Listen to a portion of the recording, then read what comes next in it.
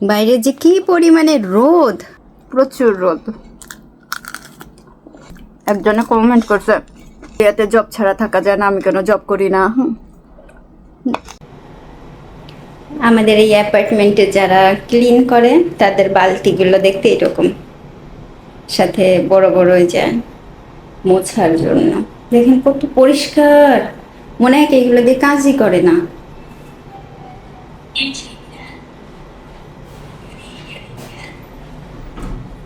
না, আমার ঘরেরটা যে নোংরা ওই রকম না, আমাদের বাইরে কি রোদ।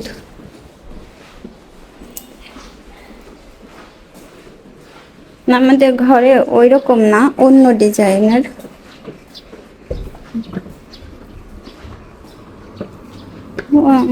कुछ हुए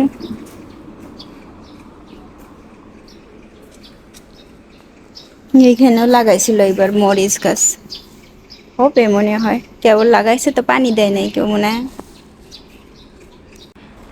নীল আকাশের নিচে আমি রাস্তা চলেছি একা, এই সবুজের শ্যামল মায়ায় সে পড়েছে ঢাকা।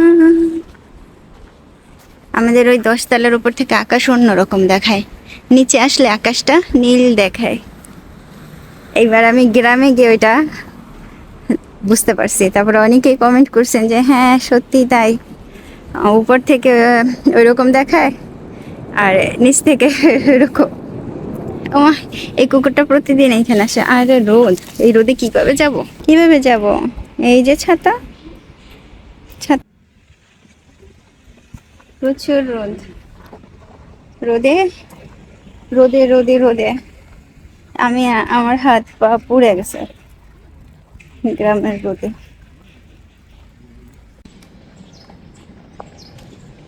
ওকে দেখা আমার হঠাৎ করে মনে হয়েছে কি জিও ছোটবেলায় যেরকম ছিল না, মানে আমি একদম হয়ে গেছে যে জিও আসতেছে স্কুল থেকে। আমার ফিলিংসটা ঠিক ওই রকম হয়ে গেছিল জিও, ঠিক একেবারে জিওর ছোটবেলার, মানে যখন ও প্রাইমারিতে পড়তো না, ঠিক সেম সেম। জিও প্রাইমারিতে যখন পড়তো ওই রকম ছিল। তারপরে যখন যে মিডিল স্কুলে উঠলো, ঠিক তখন একেবারে একটু রোগা ঠোগা পাতলা হয়ে গেল। তা আমি ভাবলাম কি এত রোগা হয়ে গেছে, সবাই মনে হয় আমাকে বলবে আমি ছেলেটাকে খাইতে দিই না, সেজন্য আমি বেশি বেশি করে খাইতে দিলাম, আর মোটা হয়ে গেল। আমি হাসতেছি, কষ্ট হইতেছে আমার, দুঃখ হইতেছে, রাগ হইতেছে। এর একটা কিনতে হবে, তারপর এই যে স্লিপার কিনতে হবে। আর এখন কিনলাম 2টা বালিশ। এর এক একটা দামই পড়ছে 5,000, এক একটা দাম পড়ছে 5,000। ওইখানে আছে অনেক বালিশ। আজকে 2টা নিলাম, পরে সবাই নিব না, কারণ ব্যাগ ভরা যাবে 2টাতে।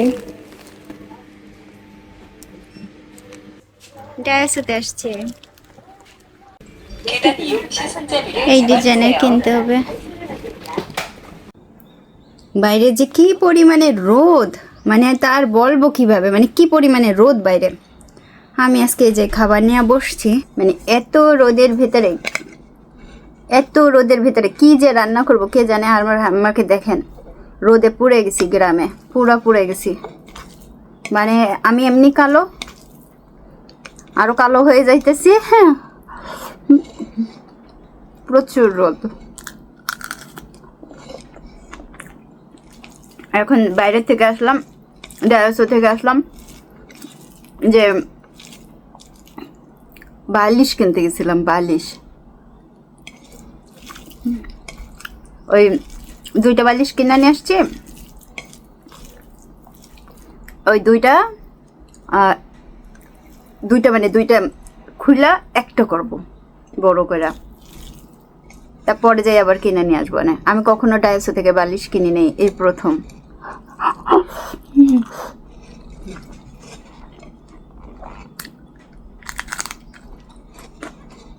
কত মানুষ ব্যবহার করতেছে, গ্রামে ব্যবহার করব,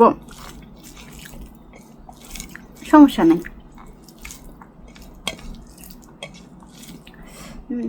খুব মজা হয়েছে এই তরকারিটা, ভীষণ। আর আমার তো একটু কলা দিয়ে আলু দিয়ে টমেটো দিয়ে রান্না করলে না ওই স্বাদটা খুব ভালো লাগে। মানে কলা মানে কাঁচা কলা, কাঁচা কলা।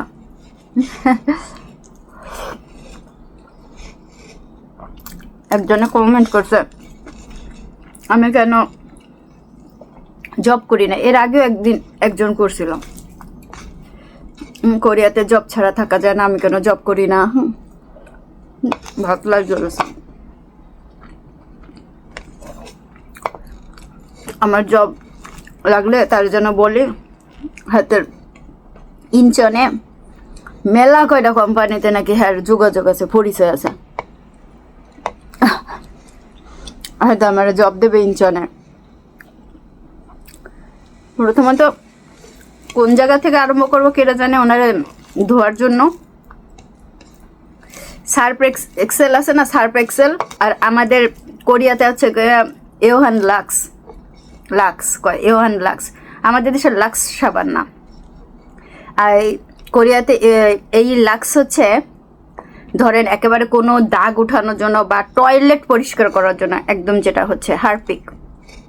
তাই এইটা দিয়ে ওনারে ধোয়ার দরকার।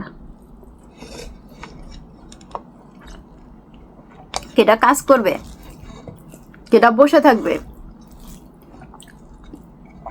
কোন মহিলা ঘরে থাকবে, কোন মহিলা ঘরে রান্না বান্না করবে। আমাকে বলছে যে সারাদিন খালি খাই খাই, রান্না বান্না খাই খাই, এই সমস্ত কাজে যাই না কেন।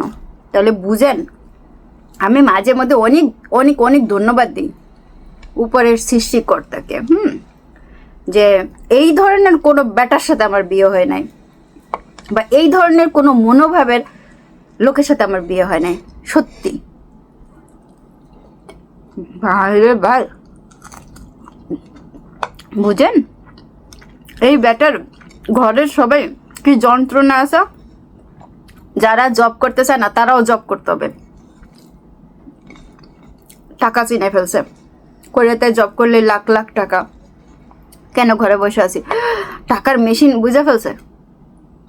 মহিলা হোক ছেলে হোক জব করো, মানে হ্যাঁ জোর করে জব করাবে।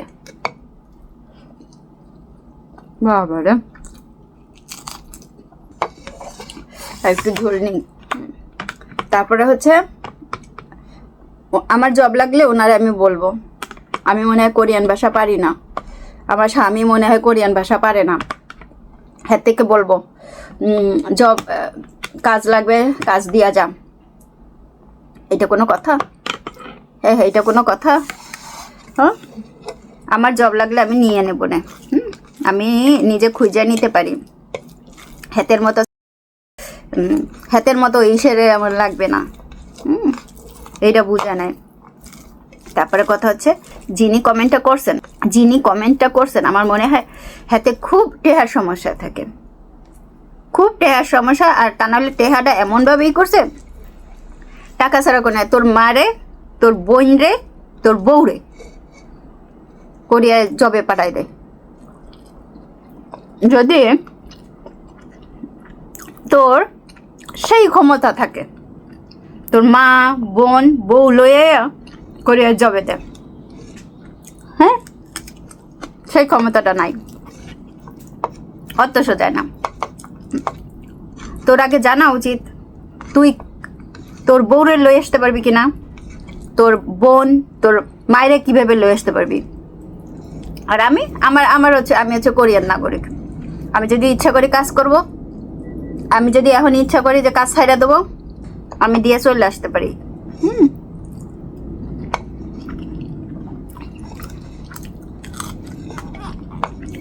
ভাই রে ভাই, এরা দেশে কিছু লোকজন আছে ওইখান থেকে লাফালাফি করে, খুব লাফালাফি করে, এত লাফালাফি করে বাপ রে বাপ। আদের লাফানো দেখা আমার আমি খাইয়ে নি, খুব মজা হয়েছে। আর ভাত দেখছেন আজকে কিন্তু সাদা ভাত না।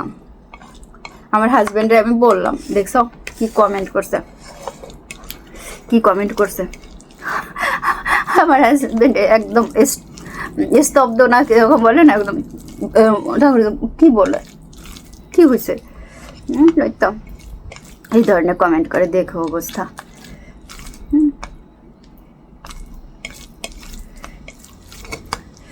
খুব মজা হয়েছে, আমরা মাছ দিয়ে খাইতেছি তো আমার হাতে না আরো কিছু বলার দরকার, মানে ইচ্ছা মতো দেওয়ার দরকার, ইচ্ছা মতো।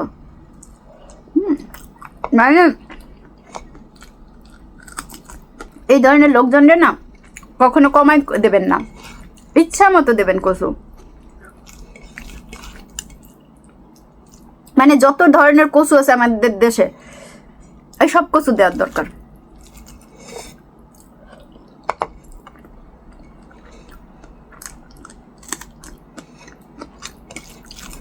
আর একটা কথা বলতে চাচ্ছিলাম যে আসলে কোরিয়ান বাচ্চারা কি গ্রাম পছন্দ করে কি না করে। কোরিয়ান বাচ্চারা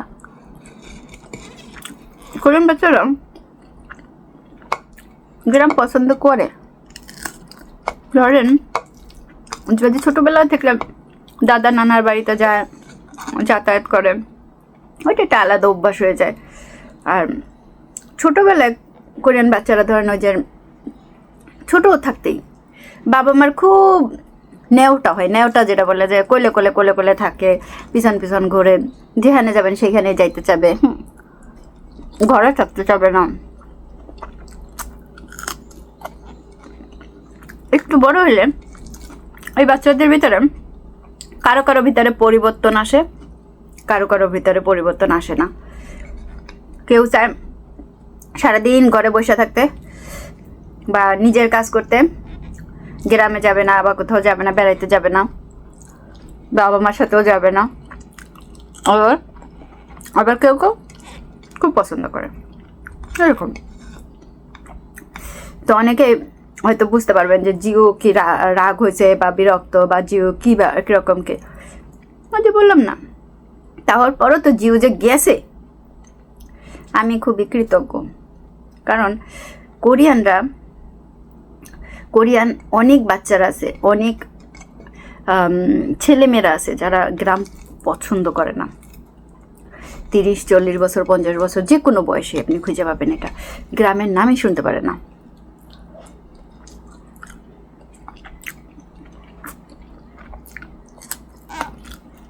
সেখানে আমি জিওকে বলছি তুমি যাবা, বলছে হ্যাঁ যাবো, নিয়ে গেছে।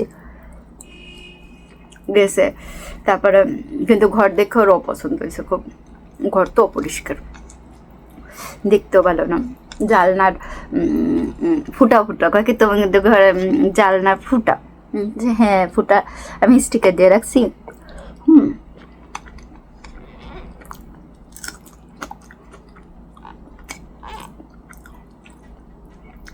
তারপরে কলের পানিটা দেখলো, দেখে বললো কলের পানি ভালো, ও বললো পানিটা ভালো, যে হ্যাঁ পানিটা ভালো। তখন আমাকে বললো তাহলে তোমার বাড়ির মানে খুলনাতে আমাদের বাড়ির পানি কেন গন্ধ, আমাকে এটা জিজ্ঞেস, তোমাদেরও তো গ্রাম। এখন এইটার উত্তর তো আমার জানা নেই। আমি তো জানি না বাবা, আমি এটা বলতে পারি না, হয়তো বা মাটির জন্য বা ইসের জন্য। হ্যাঁ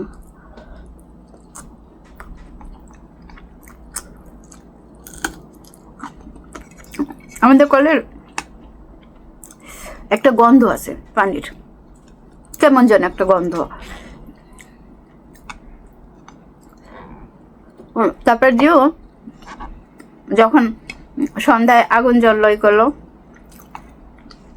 তখন আমি ওকে জিজ্ঞাসা করছিলাম তোমার ভালো লাগতেছে, খুব ভালো লাগতেছে। তখন একটু নিজে নিজে আগুন ধরাইছে, কাঠ নিয়ে আসছে, কাঠের ঘর থেকে আগুন জ্বালাইছে, খুব ভালো লাগতেছিল ওর।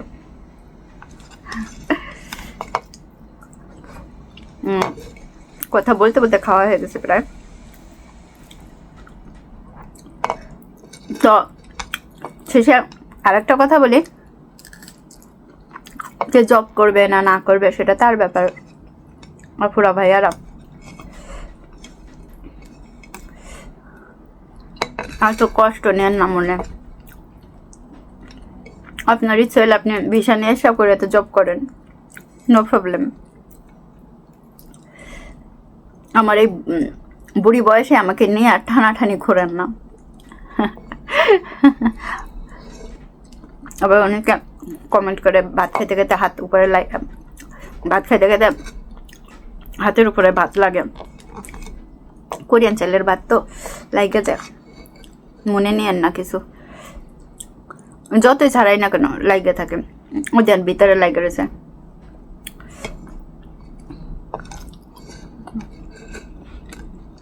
মজা হয়েছে,